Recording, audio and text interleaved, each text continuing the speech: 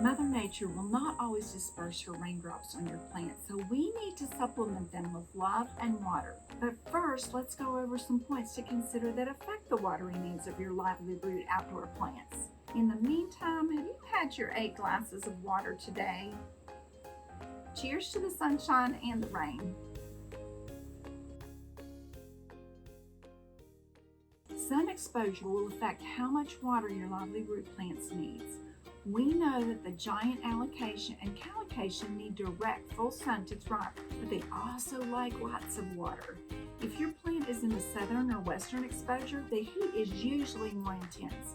Depending on the number of hours your plant is exposed to the sun will determine how fast the soil dries. Keep your plants monitored twice or 3 times a week on sweltering hot weeks to ensure they're not getting too thirsty.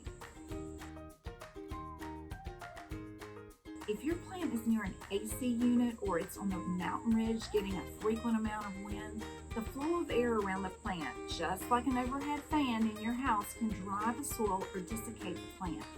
Keep this in mind when choosing the right place for your outdoor plant. Move it out of these conditions if it's in an outdoor container. If you're planting outdoor lively root plants in the container plantings, determine the amount of water it will need regularly.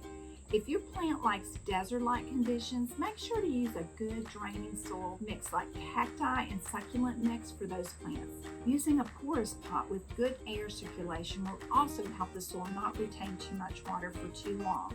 On the flip side, if your plant likes more moisture, then try using a plastic or ceramic or glazed pot that will retain the moisture longer, so you're not working as hard to keep it watered enough. I'll say it till I'm blue in the face. Lively roots plants need drainage. When planting outdoors, add soil amendments and break up the native soil so it doesn't hold water excessively. As we have here in North Carolina, clay soil is hard to penetrate and is so compact it's hard to release the minerals and nutrients the plant needs, so we have to amend some more. Compost is an excellent source to mix into the native soil if you have issues with your soil. Just like the heat on a stove when boiling water, the soil's temps will dry out the soil faster the warmer it is. The heat helps to evaporate the moisture faster, thus making our plants thirsty faster. As I mentioned before, soil type can give an advantage or disadvantage to your plant. Our native plants and our clay soils have acclimated or grown here for centuries, but a new plant I bring into the space I always need to supplement because it's been grown in optimum conditions and it's not going to be used to my clay soil. To give your plant the optimum conditions, take into account the soil type. Clay soils tend to hold the moisture longer and be putty thick and not drain well. It's also hard for the nutrients to let loose in the soil and get to the roots. Water tends not to disperse fast enough deep down and can roll off the surface quickly on a slope, not giving time to penetrate the roots. Each plant will require its own set of watering needs to maintain vigor and growth.